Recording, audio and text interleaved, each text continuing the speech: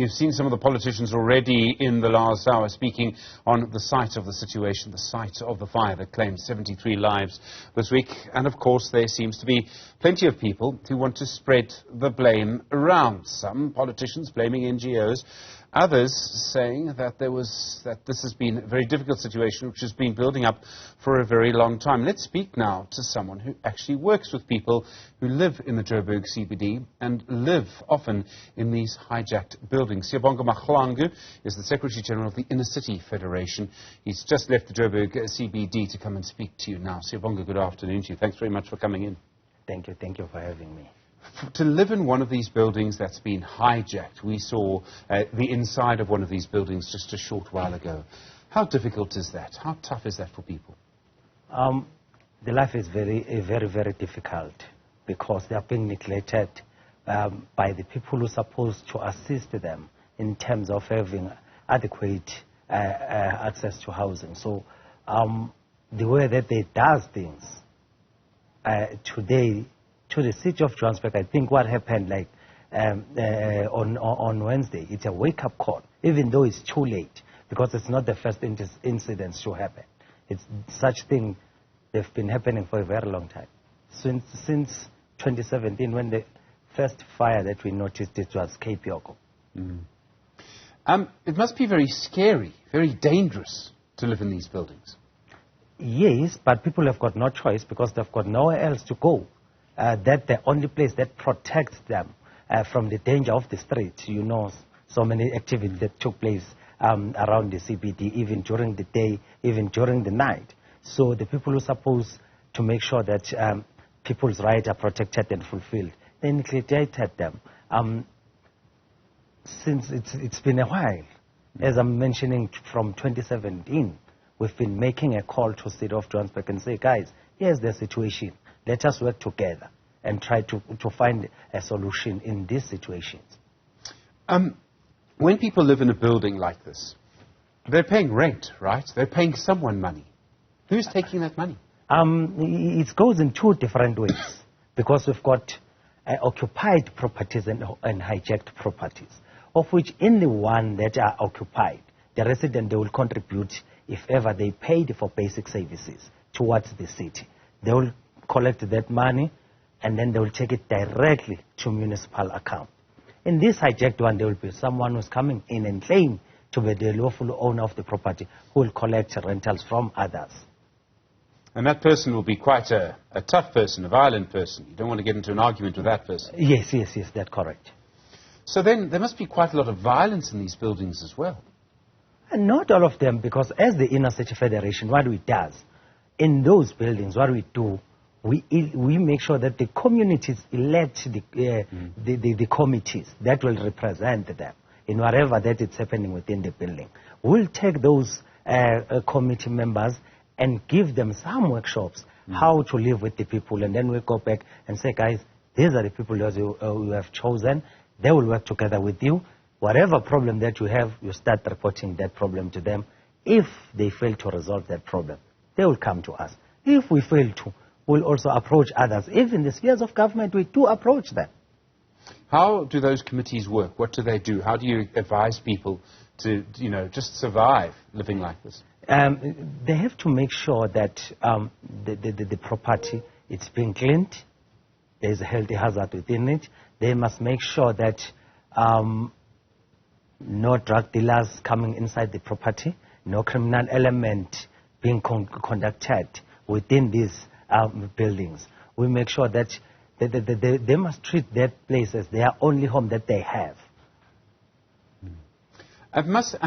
We've seen so many different things happening and so many politicians saying so many things. Do you think that the people in charge of the city care for the people living in these buildings? The official, any official, except the city, any official that I know, they don't care about the poor people. They only care about the people that they will bring money to them. That's what they care of. So they do nothing? Nothing. The reason why I'm saying that, we've been starting making these calls since 2017. The last response that we got from Executive Mayor and Paul Palatz's office, it was that we can't sit down with you addressing such issues. You have to go back to your ward councillor and address such issues with them. We came in shock because even those ward councillors that were being referred to, they refer some residents to us. Sure. Who are the ward councillors in the Joburg CBD? There are so many. We've got EFF, we've got ANC, but the majority is ANC. We've seen some people in the city, we saw in fact a minister in the presidency, I think it was, saying this is only about foreign nationals, that foreigners are to blame. What do you say to that? That's untrue. Before I came here, I went to the place of sin. I spoke with the guy from KZN. So most of the people that I got them there since yesterday. They were like South Africans. So for them to say so, it's not the first time for them to say such statement. But when it's time for them to prove that, they've got nothing to put on the table to prove their statement. I've been told that, in fact, you'll have one building that will have people from the Eastern Cape and the Western Cape, and another building that will have people from KwaZulu-Natal in the Joburg CBD. Is that true? Yes, but not only some certain tribe, but it's a mixed tribe of the people that are residing in different buildings because they know each other. Maybe others, they were working together and then they started staying together, you know. So we can't say we've got that segregation of tribes. No, we don't have. Okay. So everyone is arguing with each other. You will have seen this. Everyone's fighting with each other. I don't see people looking to try and fix it. Where do you think we would need to start? We need to start with dealing with the hijackings. We need to start with the violence. Where do we start with making life better and safer for the people in these buildings? Where would you tell us to start? I can say let us make sure that the buildings that people are living at are habitable. If tomorrow they can say you should go there and reside there, you can say yes, I can go there. But the problem, the most painful problem is that the city, who has the constitutional obligation and duties to perform, they don't want to play such role to resolve problems.